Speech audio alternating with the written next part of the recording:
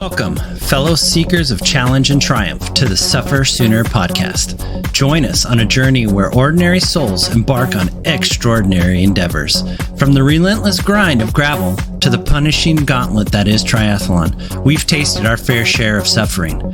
So, fellow endurance warriors, let's lace up our shoes, strap on our goggles, and dive headfirst into the challenge, knowing that with every step, stroke, and pedal forward, we grow stronger together.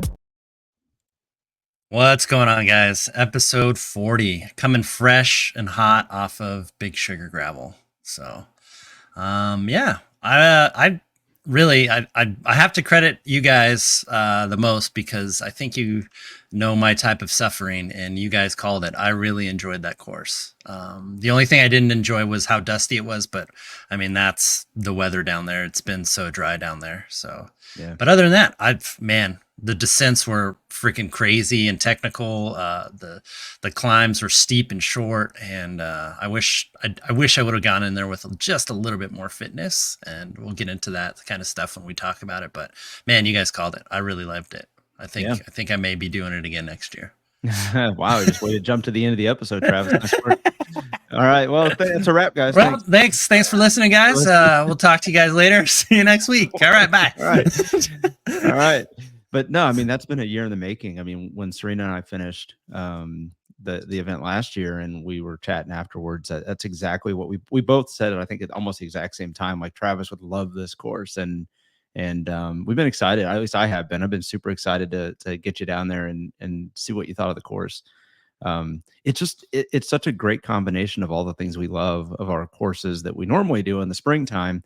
But you get a little taste of that in the fall, and it was outstanding. And what perfect weather over the weekend as well. So yeah, awesome. So let's talk a little bit about the event itself. Like let's get to the vibe. Yeah, because it's just different, isn't it? I mean, I don't know what it is.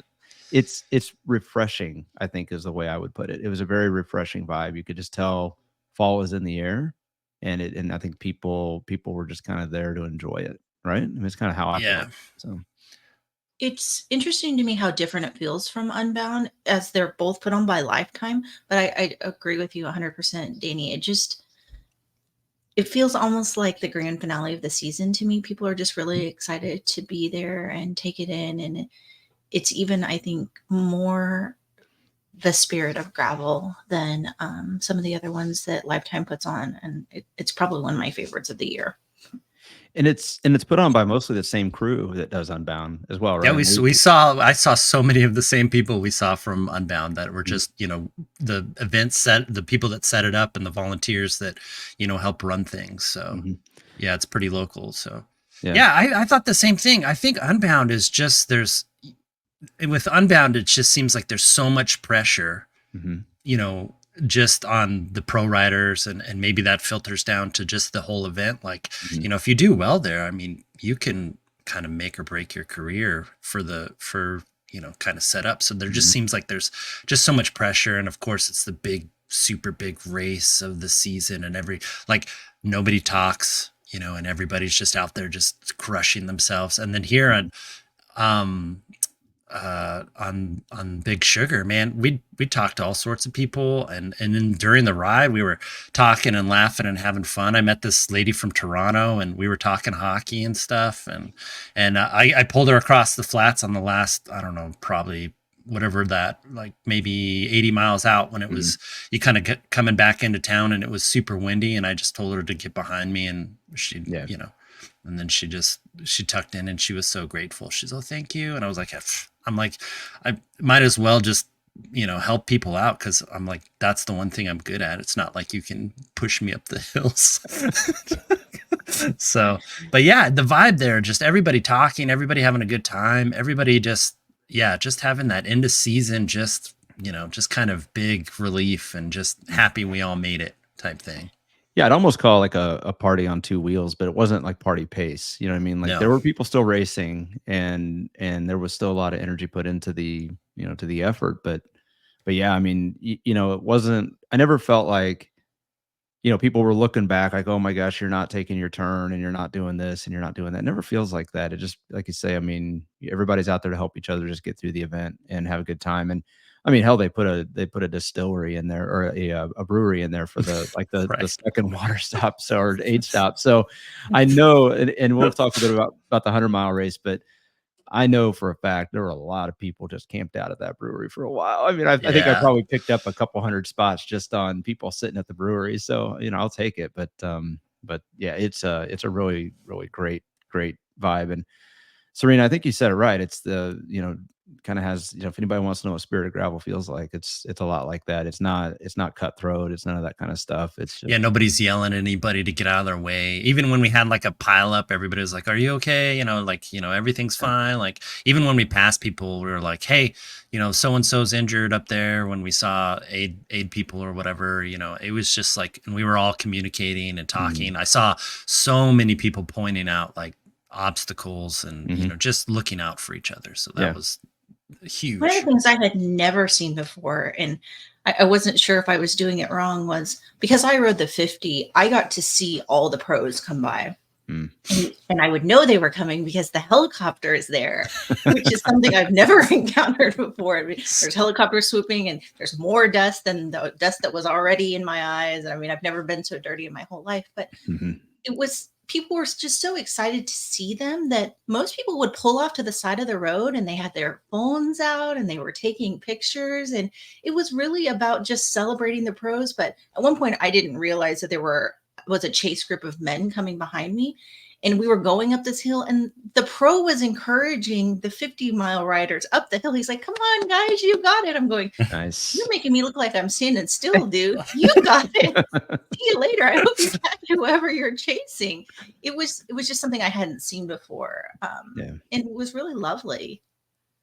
Yeah, I saw some of the videos on Instagram yesterday when I was just kind of relaxing, and Lifetime put or Big Sugar Instagram page put some of the videos out there of the pros passing folks that are on the 50-mile, and it's like, yeah, you're right. Like even the ones that are riding, it's like they pass them like they're in a car, and everybody else is sitting still. But I think, like you said, Serena, I mean, they're out there encouraging people too. I mean, this is not easy for anybody. I mean, even though we talk about the vibe of the event being a little bit more low key, the effort it takes to get through this course, whether you're doing the 25, 50 or 100, it takes a solid effort to get through this course. And so, I just think I think the pros, and you kind of listen to the way they talk about it too. I think they're all ready to be done too. I mean, I don't want to speak for them, but they're ready to be done too. So I think any encouragement you can give to somebody else to help them get through it, a little bit easier and a little bit faster, it's so much appreciated. But I love seeing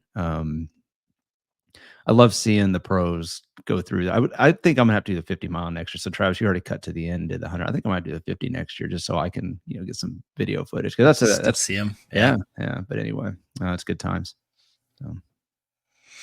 So all right. So we had two distances that we covered this week, or this weekend. Serena did the 50-miler, which she alluded to, and then me and Danny did the 100. So Serena, give us a recap of what it was like and all your amazing things that happened. Well, I mean, I almost didn't go, honestly.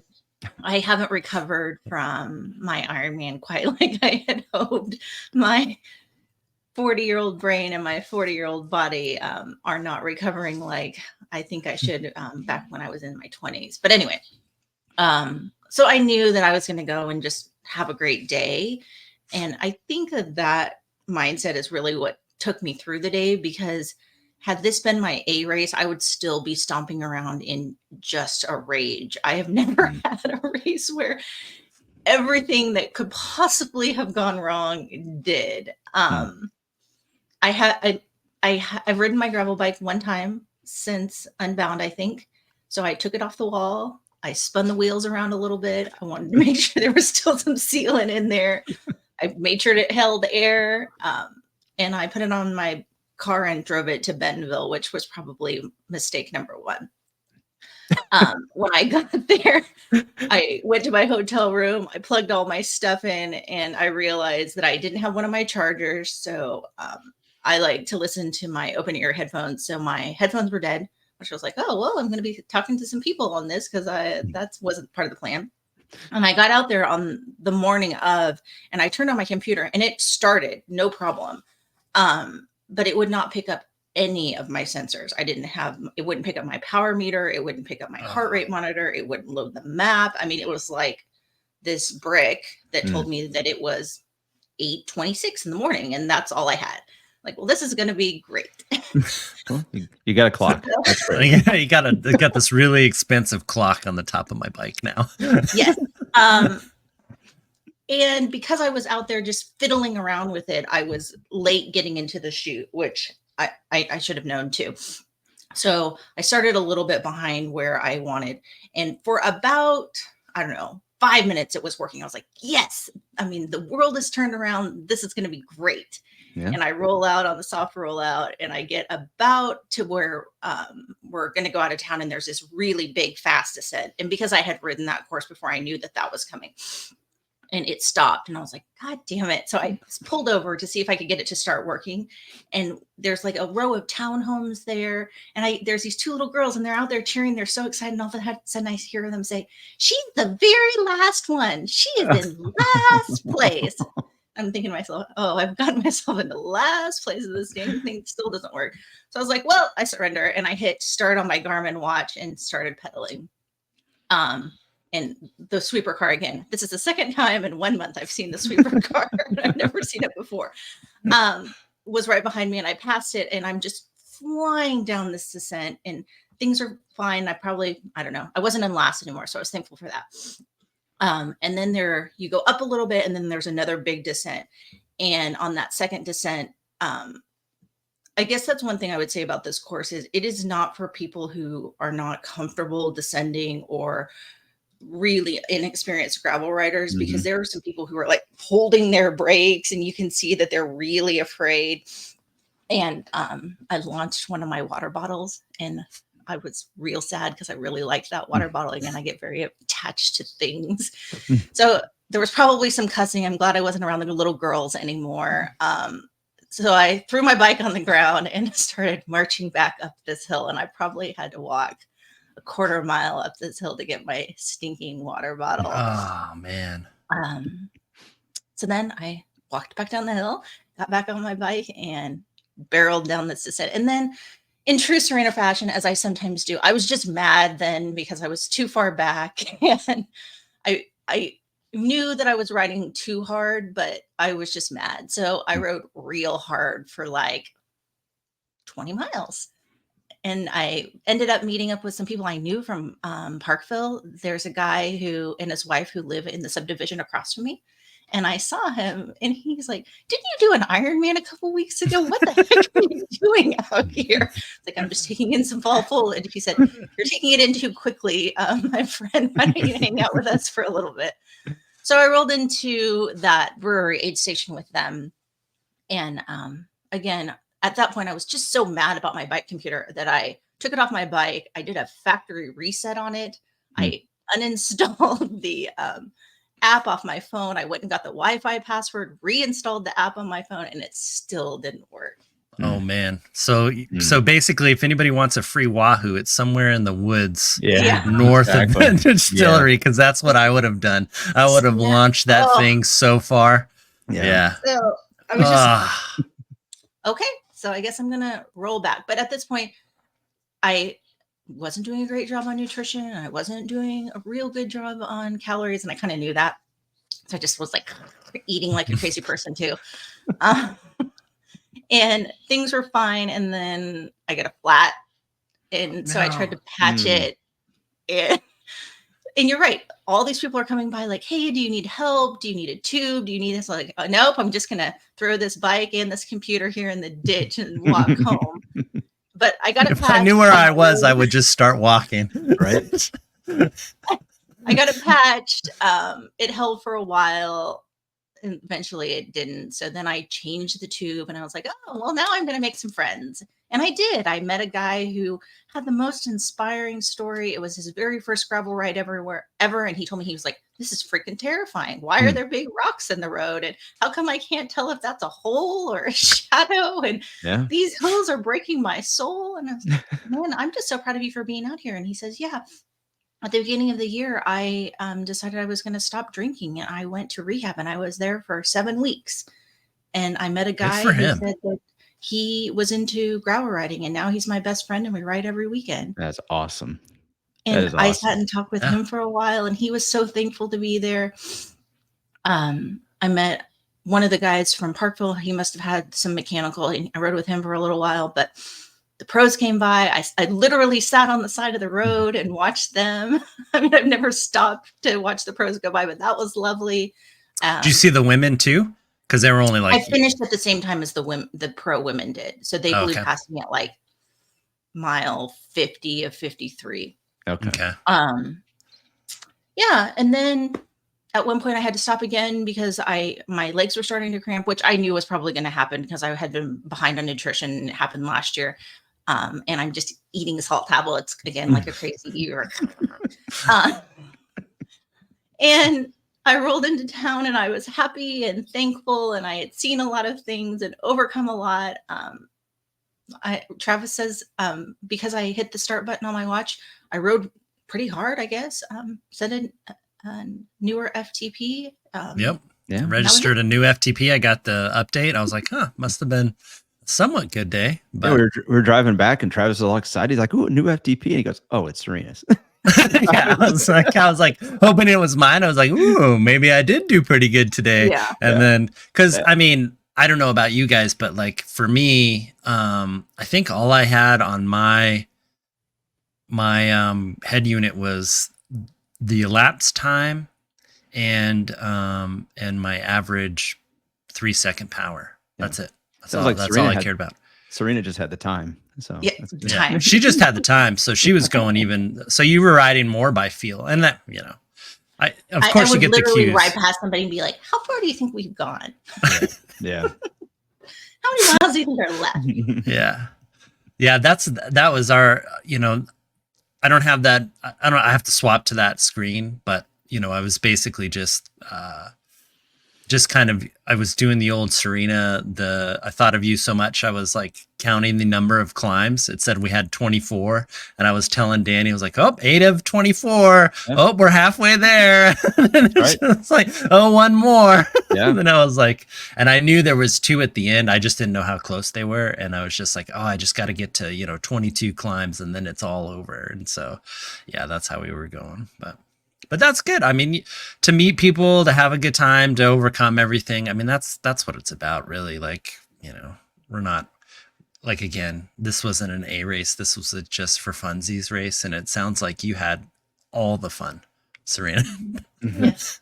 So, well, good. Well, the 100-miler was just a little bit longer, of course. I'll go first. For me, I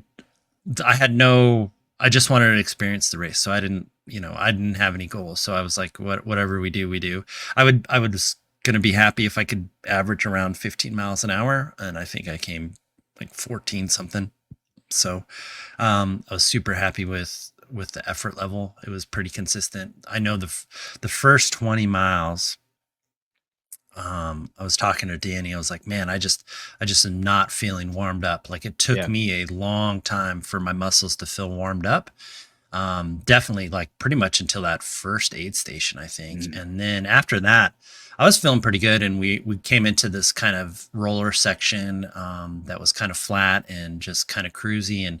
And I remember Danny yelling at me when I started taking 300-watt poles off the front, and he was like, "Oh, somebody's feeling better." That's right. I was like, "Yeah, my legs came around." So then from then on, it was just putting in the effort and going. Nothing too crazy to talk about, other than I did try a ketone drink, and I felt okay and felt focused. My compatriot Danny, he was not he was less than Less than than great. pleased. It kind of sealed the deal for him. But yeah, I met people, I talked to people. I had to walk the big climb out of the brewery. I slipped on some loose dirt, and I just couldn't get my traction back. So I walked for about, I don't know, like 100 yards maybe, and then I did slip on a section too where there was a tight turn. It was soft gravel on the inside, and everybody took the outside, so I had the wrong corner. People stopped and were starting to walk, so I had to stop and walk, and then but eventually I just caught back up to Danny. That was before the first aid station. But other than that, like, everything was great. I really love this course. Like I said, punchy climbs, technical descents. I did see some people sending it a little too hard. I almost ate it. Danny was behind me. I got into a sandy bottom section, had to unclip, and I was going straight across the road instead of turning left. Hit the soft bankment on the side, and then caught my wheel, and I could go back. But I was prepared to go down. My leg was out. I was ready to dab, but that was happening. That was happening in slow motion, Travis. It was actually kind of funny to watch. I'm glad everything worked out, but it was like slow motion. You were just like veered off, and then just fortunately the wheel caught, and you were able to keep it upright, because that would not have been good. Luckily it was kind of softer there, but it's one of those things.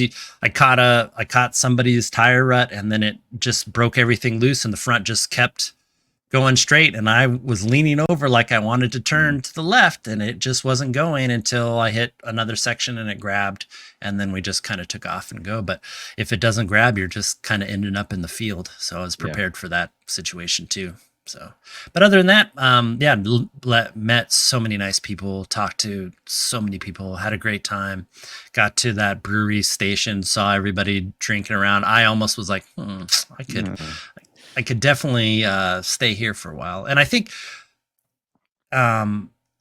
me and Danny talked about it on the way home, but like, we were, this last race was ours. Like, I was not prepared for it. Like, I was not trained. Like, I had fitness, but I had base fitness, but I don't have the fitness to go up and over these hills fast. And I basically got to like mile 50, and I was just like, I just want to be done. I really just don't want to be out here anymore. And so I was kind of like looking for any kind of reason to just kind of give up. And then I eventually told myself, like, if you give up and you just go back, like right now, like, you're going to be upset at yourself. So you might as well just kind of suffer it out and just get it done. And I was happy I did that, but man, I tell you, in the moment I was like, if I have a mechanical, maybe I don't know how to fix my tire. Maybe I don't know how to, maybe my chain explodes and I can't fix it, and that'll be okay. So I was in that kind of frame of mind where I just didn't really want to ride hard anymore. And that wasn't, eventually I was like, whatever, just get it done. But for me, that was where I was, but I got it done. It was great. I'll definitely probably be signing up again. And I'll have a little bit more fitness going into it next year. I will plan for that for sure. Yeah. I think you mentioned that rolling section when your legs started to come around. I mean, you came up to the front, you took a pull, and I think we had a little bit of traffic around us. There were several riders. I mean, it was still early enough in the race; it hadn't quite thinned out yet. And I think we had probably maybe a 5 or 6 mile stretch, and that was by far the most fun 5 miles maybe of the season. Because I mean, we were both of us were feeling really good. So you took a pull, I took a pull. We passed people, we descended around people. Hit the next climb, all that kind of stuff. So that was a great time. But somewhere around mile 40, I think I looked over at you and I said, "Ooh, I don't know about this." And then somewhere around mile 50, I said, "Hey, Travis, what happens when you do a 100-mile ride on 50-mile fitness?" Like, because I think my legs are dying. so yeah, I got to, what was it, 58 or 59 was the water stop. The second. Yeah, that was I caught up to you, and then that was like the first hill that I caught up to you and then passed you, and you were just like, "Oh, my legs are like feeling the sting." And I was like, Oh, okay. I mean, I felt my legs felt Yeah, bad yeah, too. I mean, it they was were 3K of climbing in the first 40 miles. So it's like, yeah, I was yeah. like, this is wrecking me. And I'm like, Mhm. well, I mean, he's just probably just getting a little hungry and he'll Yeah, probably eat some food and he'll feel better. So I was like, yeah, well, and I was like, how close are we to the finish or to the aid station? He's like, oh, it's just coming up. So I was like, oh, cool. I'll just yeah, wait for you there. And yeah. you were like 2 minutes. Yeah, I had to wait. it wasn't Yeah. much, yeah. But yeah, like I could tell in the glutes they were not happy. And I was like, "What?" You know, like you said, "Hey, these things happen. Sometimes you just kind of eat a little food and maybe hit an extra goo or something and you get through it." And that didn't really happen. So we got to that second stop and they had the ketone drinks there. And I think I'd even told you like I was going to bring ketones down because I've been wanting to try them during a race and I've tried them during long rides and they seem to do okay for me. So I didn't have any problem. I took one of those ketone drinks. I slammed it down real quick. I didn't expect to have any issues. And then about 10 minutes later, down the road a little bit, oh my gosh, it was not good on the gut. I felt like I was either going to throw up or pass out, or I was hoping one or two would happen because I felt miserable. And I think somewhere in there, I saw you, Travis, and you were waiting up for me because I kept slowing down, and then Yeah. So you go up, so yeah, we left and we kind of went in and then you kind of charged up the hill because you have better gearing. mhm. And so like I was just doing my normal I whatever. like how you said better gear. It's not because I was stronger. No, no, It's you are stronger for climbing that steep stuff, but like yeah, no, I I got just you. I like it's ridiculous like what I have to do to get Yeah, my yeah. big fat ass up there. Like it's just horrible. But I was doing so I was just kind of going my mode and then the next thing I know I'm passing you and I was like, well, Yeah, I was catch like, up. "Oh, how you feeling?" And you're like, "Oh, I think Mhm. that I didn't like that drink." And I was like, "Oh, Yeah, okay." And yeah. I was like, "Well, I'll see you in a little bit." And he's like, "You're like, okay." And then so I just went up to the top, and of course, after I drink, all that stuff, I have to go to the bathroom. So I Yeah. went to the bathroom, and then I waited, and I was like, waiting, and I was like, Mhm. "Where is Danny Yeah. at?" And then I see him coming, and I was like, "Oh, okay." He's coming. He just had a struggle on that hill. And so I hop on my bike and I'm soft pedaling. Like I'm Mhm. not even riding that hard. I'm just riding enough to get to stay upright. I look back and he's drifting back even further. And I was like, what the hell? Yeah, yeah. Well, like, what's going on? And he rolls up next to me and he just looks like death. And I look at him, I was like, oh, somebody's dying the slow death out here. And he's Mhm. like, yep. Yeah, like, just go on without me, it'll be okay, go on, save yourself, go on Yeah. without me, it And was I was bad. like, "Are you sure?" I'm like, Oh, because yeah. I'm like, he did not look good. So I was like, I don't know. He's like, What I "Yeah, I'll saw just get through it." And yeah, he's like, "I'll come back around." And if he's like, if anything, I'll see you at the finish line. yeah, Either you'll have to wait for me to finish, or I'll see you there if I I'll be in the back decide of a to truck. bail. Yeah, I said I'll Yeah, be in the back come of a back in truck. a truck. And I was like, "All Yeah, right, man." yeah, And so I just from then on, I just took off and did my own effort yeah, and I guess and to say at the end Danny was only behind me by 15 minutes, so he only yeah, had that struggle for for about I 30 would say miles. 30 miles or whatever, like Yeah, yeah. he had a little bit of a struggle, but then he clawed his way back, which was Yeah, it was one of those so, much like you guys are both saying, I mean, I would have loved to have had more fitness for this one too. I mean, I wasn't kidding when I said a 100-mile event on 50-mile fitness. That's exactly what happened. I have not been riding long enough rides. Probably had no business doing 100-mile distance, but apparently like punishment, so it's okay. And so it was. I mean, it was tough, but honestly, I think it was probably one of the better events for me because I learned so much from that. Like we always say, like just keep pedaling, your legs will eventually come around. Like just keep moving forward. Like, on the back of our kits, it says keep pedaling, right? I mean, and there's a reason we say that. And oh, by the way, how many people stopped oh and my said, gosh, "Hey, yeah. love your kits"? I mean, They said best kit out there. Did they yeah, say that to you, Serena, or did you wear a different kit? Yeah. Awesome. I wore Yeah. ours. Well, in true Serena fashion, I I saw that it was going to be like 40 degrees when it started, so I had way too many clothes on to mhm, start. And I mean, just over the course of the day, one more thing was getting smashed back in my pack. So eventually, people yeah, could see my kit, not so much at the start. Yeah. yeah, Yeah, yeah, we have the jackets. We got those and people said, they were loving that and then they loved the kit. So a lot of people were just like super stoked on the kit and mhm, stuff. yeah. And so Yeah, that was a lot of fun to hear that and get, just they are nice kids. But anyway, so I was just pedaling along. I mean, this was a very rewarding event, just from the perspective of, like, we always say that keep pedaling, keep moving forward. Slow miles are better than no miles, like all the little things we tell ourselves. But yeah, from mile 59, and I remember it was 59 because it was a second stop, and there was a gentleman at that stop that was very politely reminding you, Travis, it was not mile 60, it was mile 59, if you recall. So So we always got to have. I don't know what if cycling attracts these types of people, but I was like, yeah, we're at like the mile 68 station. He's like, well, mile 59, and I was like, okay. like okay, so one more mile, like, do you want to give me the tenths of it? Like, and he just says it just kind of like, well, it's actually just mile 59 point, whatever. And I'm like, bro, it's close enough. Like, take the inside corners and you could save some miles. Like, it's not. And I'm just like, again, it was fun. I people suffer in their own ways, and I just think that's usually what I find is like an outlet for some people, is to be kind of like negative about that kind of stuff. And I'm just like, and I'm sure I'm grading on people when I'm like so positive. I'm like, yes, we're 60 miles in, we're more than halfway, having a good time, singing songs, la. I'm sure he's just like, 59 miles exactly.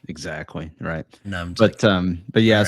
So there was like a almost 35 to 40 mile stretch in there from mile 59 to basically almost to the end, 90 roughly, where it was just I much like you were saying, Travis, I was praying for a mechanical. I was like, anything to get me off this bike. I wanted any excuse.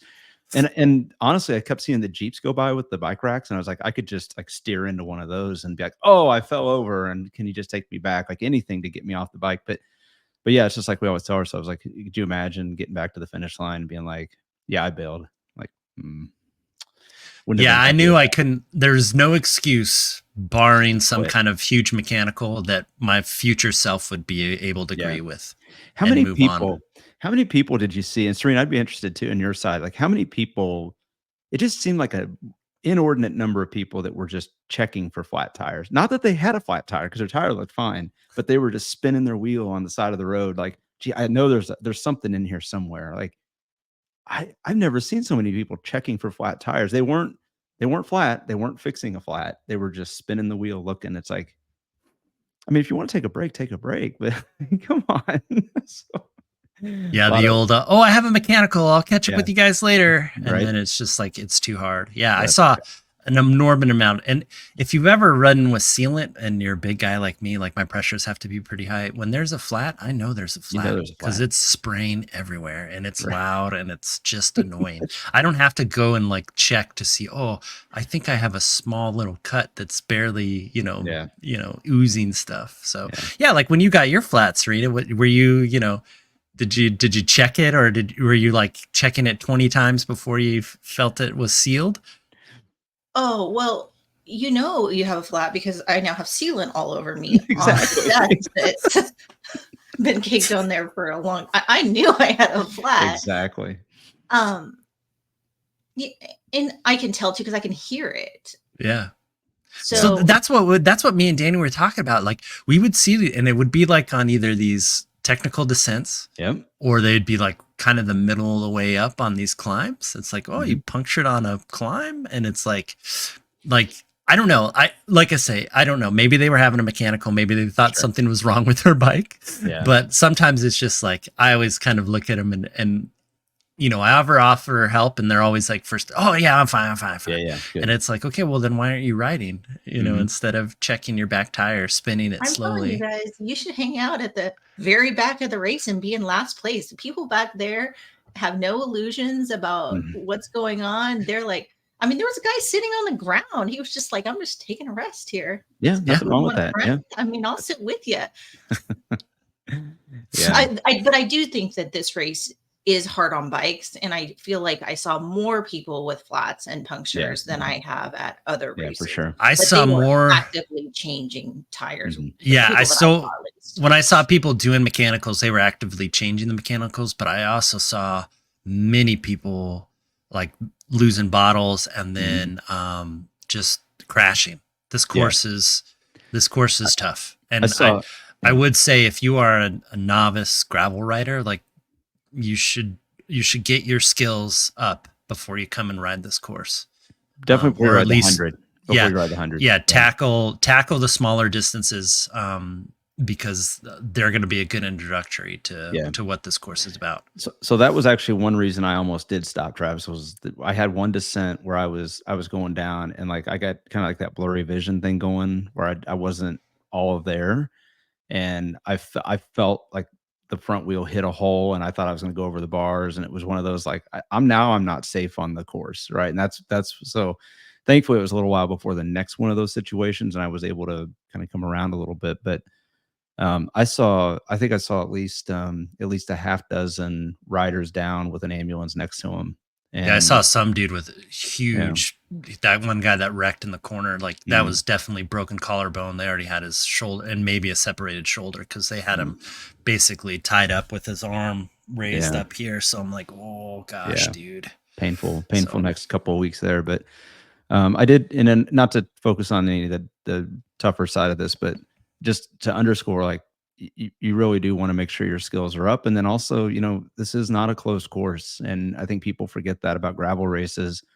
I pulled up next to a guy, maybe mile, I don't know, 80, 85, and he was on his phone. I thought, well, how are you on your phone out here in the middle of a race like this? But he was getting an update. His buddy got hit by a car, and was in the hospital with a concussion and no broken bones, thank goodness, but a really bad concussion. He was slurring his speech, couldn't really, stay awake, and so yeah, I mean, there is a definitely an element of danger to it, as there is anytime you get on a bike, but yeah, definitely, ride within your skill set for sure. yeah, Because it is not, even though it's the end of the year and the vibe is real chill, it's not an easy course by any means. yeah, So, but anyway, just kind of And come that's back like around. one Oh, of my big wins too.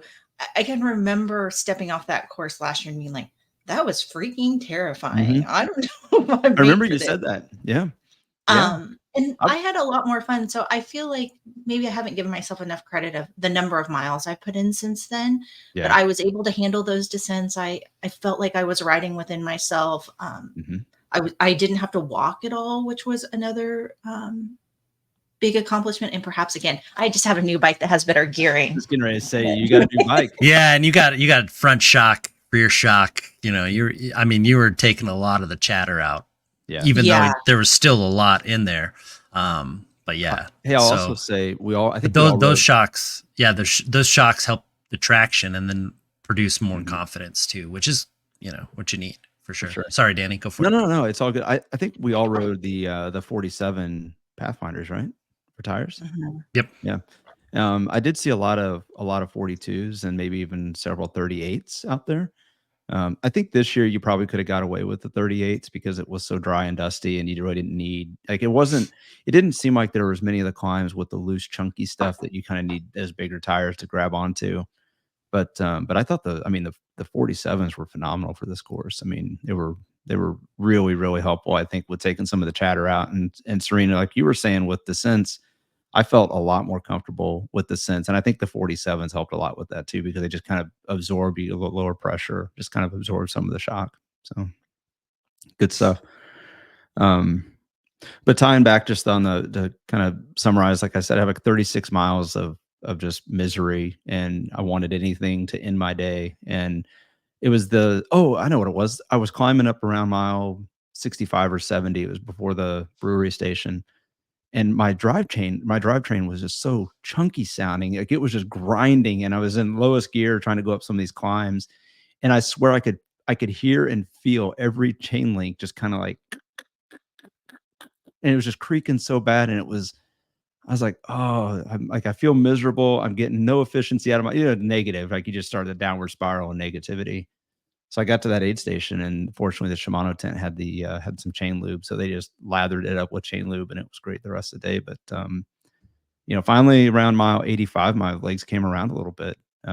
Was able to put a little bit of power out for the last couple of big climbs and finished it off. I still beat last year's time. I don't know how, because I felt so horrible. Didn't have the fitness I did a year ago, but somehow finished stronger and beat the time. So don't know what that actually says, but it was yeah, what a great event. It's so much Yeah. fun. So yeah. Travis, I was also faster, and I haven't gotten a chance to talk to you really since this happened. You and I talked about whether I had the capacity to do this race. I certainly haven't ridden gravel. Could I take Ironman fitness in? And I was concerned that I didn't. I mean, I certainly haven't done big climbs like that where I had to put out big watts. I mean, I was basically forbidden to put out big watts like that the last 3 months. So I'd be interested to hear from you what you thought of how it translated over that Ironman fitness to this weekend, and what, despite my constant whining about recovery, if you thought I had recovered enough to do it. Because I guess that was the one thing I didn't say was I felt like I had the legs. If it had been a smaller race and I wanted to race, I could have raced, which was pretty exciting to me at the time. I think for you, going into this race, you're probably physically a lot more recovered, which is really good. And so the thing that what most people don't think about in a race like this is it's not the steep climbs that get you, it's the what happens after you the steep climbs. So your aerobic base is just like peak, and it'll stay peak for a while, especially when we start training for a marathon. You're just going to keep holding that aerobic fitness because you have to put out those long miles anyways, and so it's going to tail off very slowly. So yeah, you can't go high, but you can do what I do, which is you kind of suffer up the climb and then you recover really fast, and then you just start putting in power on the flats and the downhills. And so your overall power is a lot better, even though you don't have the top end. Like you could say, like, let's say your top end is at like 600 watts. You could do a couple 600-watt repeats, but then your top end power would start coming down, and then eventually you just max out at whatever your low end power, which is, say, that's like 200 watts or whatever. And I think that's what you pretty much did. Yeah, that's what I was going to say. Exactly. The first few climbs I was pretty strong, and then I was, again, in Danny's words, grinding in that lowest gear.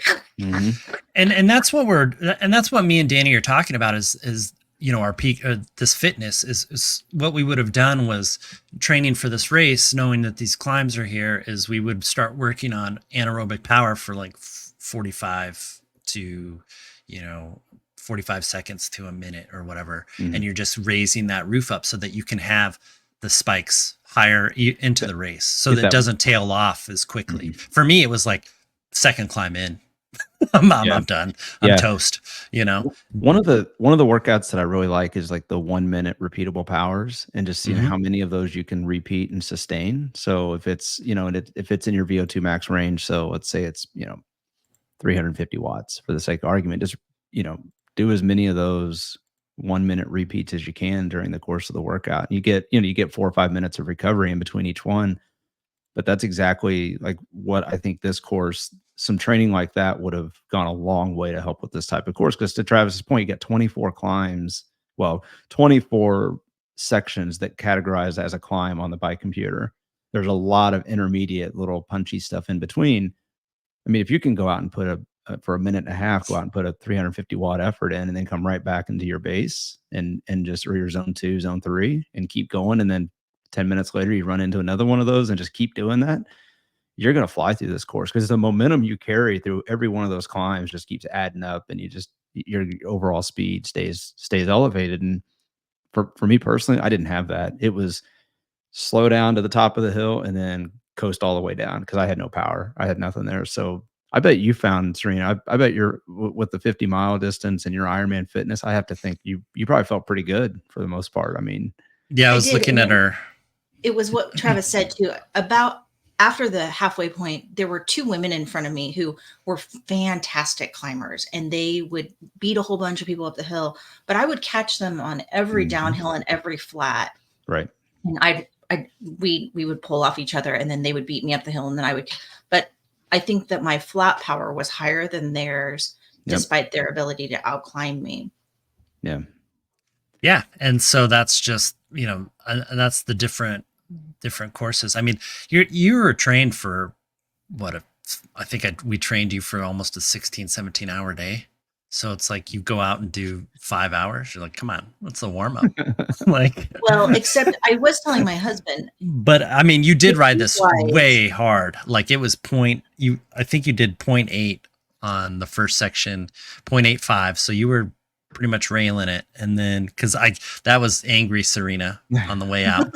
And then a more measured Serena was 0.676 on the way back. So like intensity factor. So you were putting in some good efforts on the way back. And and that's just, testament to you just being like, yeah, my computer doesn't work. I'm done. Let's just get home. We're out of here. Yeah. But I was telling my husband too, when I walked in the door, he's always like, "Oh, you don't look real good. I mean, you got a little hitch in your giddy up there." So there's no more giddy up. And he said, "I mean, you actually look like you're struggling a little bit more than when I saw you come home from the Ironman." I said, "Well, it's just a totally different thing." Yeah. There, I was just working really hard to stay in zone 2 and go all day. Here, I worked really hard for 4 hours, and now I'm all done now. Yeah. And we were talking about that too, is that, if you go faster, it's a huge, because we were looking at the pros and we're like, oh man, how do these guys finish, 5 hours or a little bit over 5 hours? But then you think about it, how hard can you punish yourself for 5 hours versus how hard can you punish yourself for like 8 hours, what it, took us? And like, that's huge. That's a big difference. Like even 6 hours, I can do a hard 6-hour ride. Or maybe, and for like the people doing 50 miles, like let's say you do a hard 3.5-hour ride versus a hard 5-hour ride.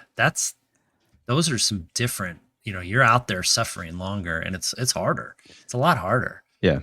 I think the other thing that maybe we're not taking into account here is the physical toll that this type of gravel takes on you as well for that amount of time. So whether it's a 5-hour ride or an 8-hour ride, that, like you were saying earlier, Travis, like your back was hurting, not in the lower back where you normally would feel, fatigue and maybe a little bit of pain, but in between the shoulder blades, and mostly from like probably the jostling and the descending and this is not like the gravel here is really nice gravel, by the way. I mean, it was really nice gravel. There were a couple of sections not so great, but I mean, really, really fast and smooth gravel for the most part. I mean, I shouldn't say smooth, but you could find a line in it, but man, those descents beat the crap out of you. And I think that's what really wears you down more, because you don't get that on a trainer. You don't get that on your, hour and a half, training ride when you just go out and do it on the pavement.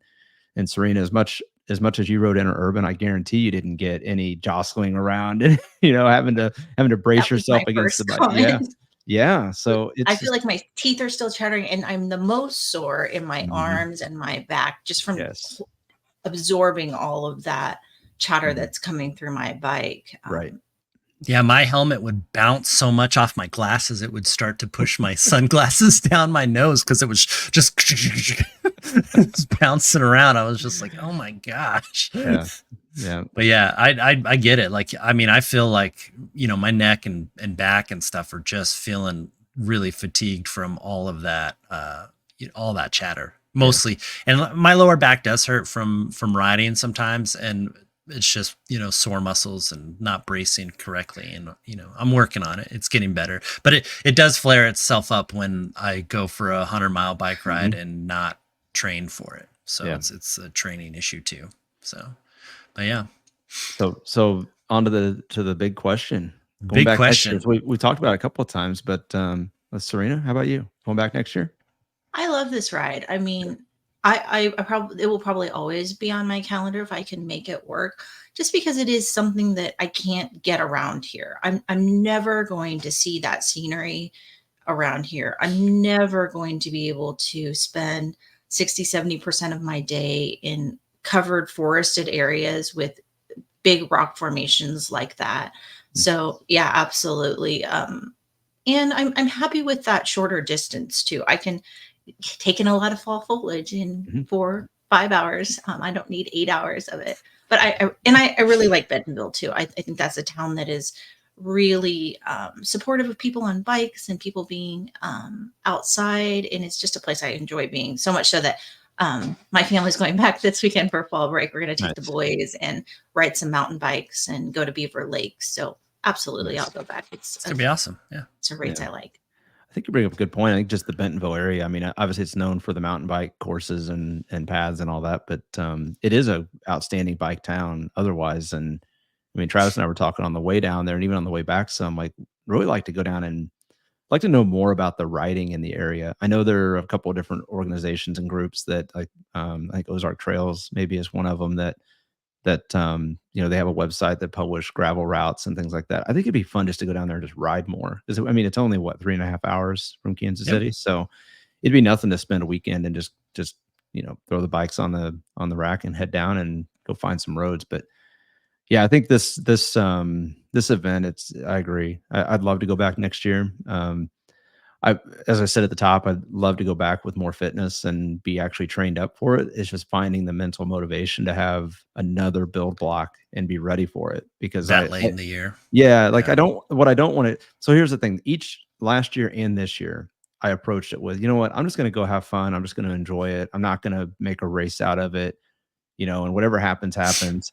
But I'm going to tell you, it kind of stinks when you're out there for 30 to 40 miles of it and you're like, yeah, I'm ready to be done. The fun's not really there right now, and I feel miserable because I'm not fit. I don't have the fitness I need, and you know, it's this course demands a lot out of your body, and if you haven't prepared for it, you're not going to have fun. Like, I mean, you will, but it's not the same. And so I think, yeah, if I'm going to do this next year, I'm going to have to commit to it and make it like an A or a B level preparation. And then when I get there, the fitness will be there and it will be fun. I don't necessarily have to go zero point 0.9 intensity factor for 6 hours, try to make a race out of it.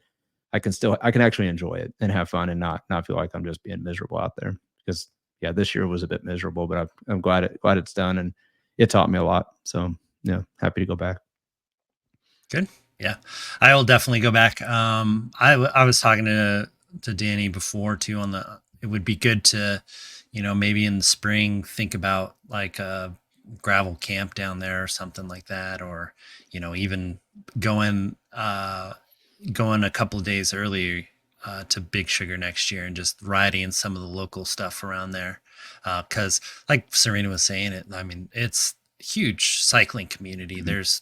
There's heck, on the way up to the finish line, you could see all these mountain bikers and they were like fist bumping us and just being like, yeah, you're almost done, you know, and they're like, you know, doing jumps and all this stuff. There was like 3 pump tracks that we rode by, Yeah. and they out in the middle of like nowhere. There was just Pineville, this there was pump. one. Yeah. Yeah. Yeah. There's this pump track. I was like, oh, we should just ride this. And Just so go it jump was, over there. yeah, just go jump over there. So it was really great to see cycling embraced in the community. So yeah, I will definitely go back and support that for years to come for sure. Yeah. So well, good. Anybody got anything else? Serena, anything? No. Well, I guess I'm not dead. My husband. Oh yeah, you're. And I may try to race. I was kind of testing my legs this weekend.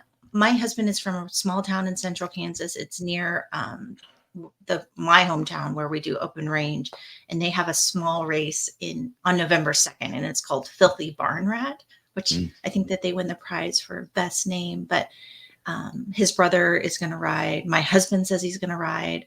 Maybe try to borrow a bike for my 13-year-old. He says he's going to go out and ride 25 miles with his dad. He probably can do it. But I may try to race. I'm signed up for the 50.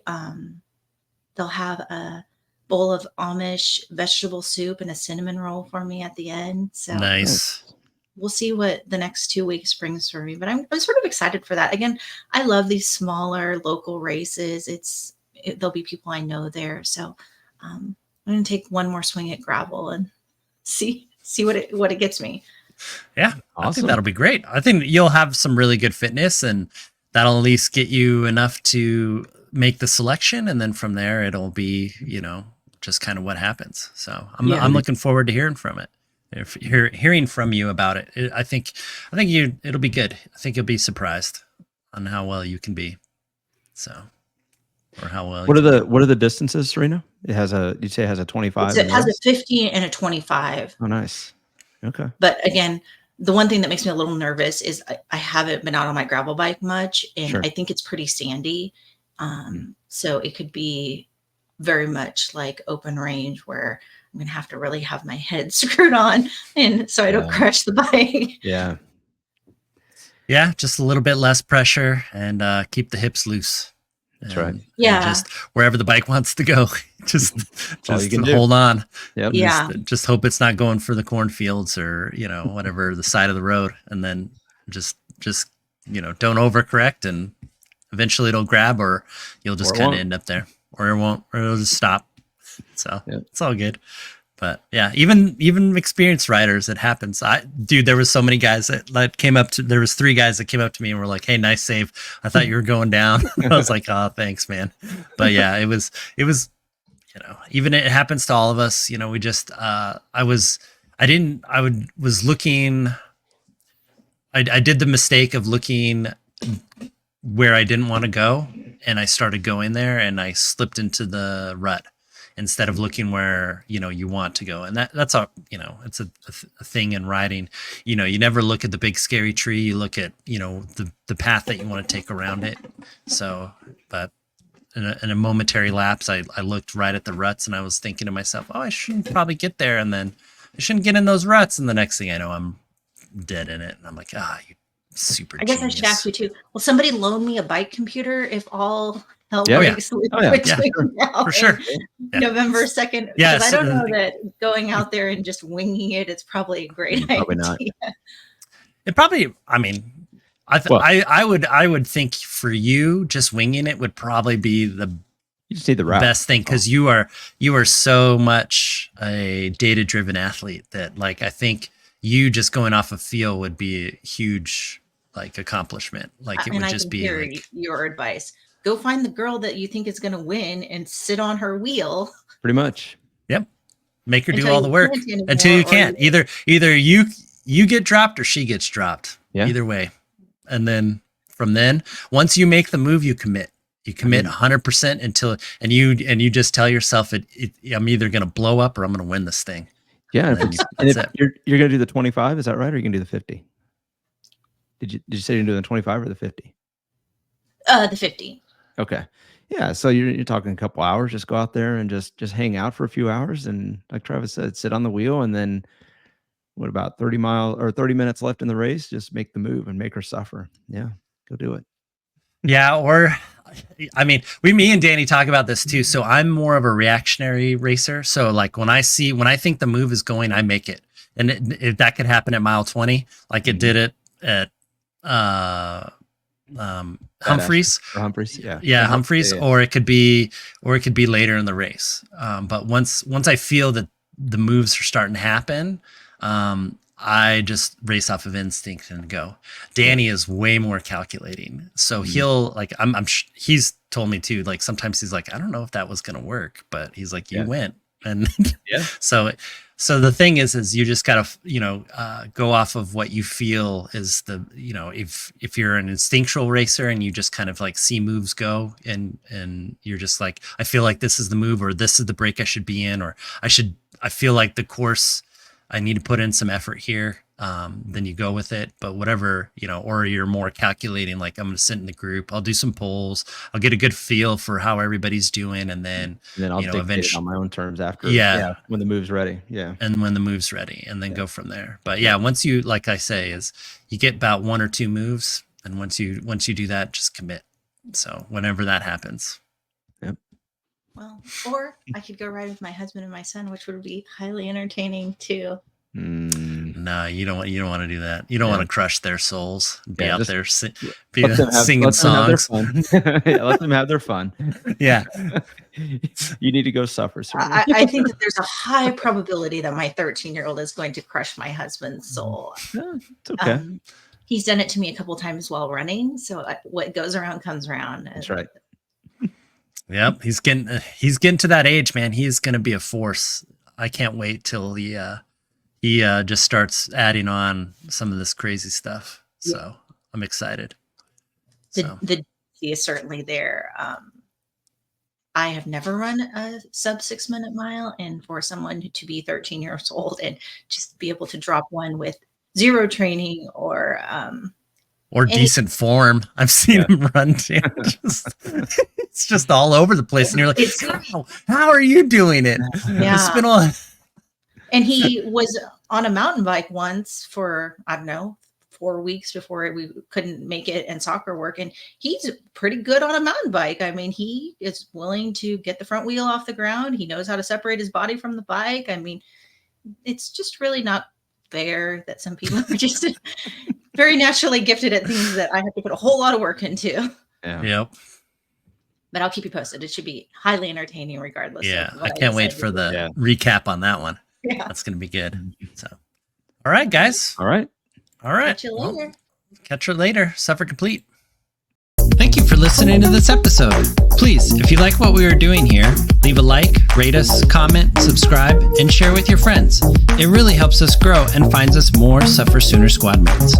And remember, when the finish line feels impossibly far away, we don't give up, we push harder, we dig deeper, and we find solace in the knowledge that our suffering is temporary and our resilience is forever.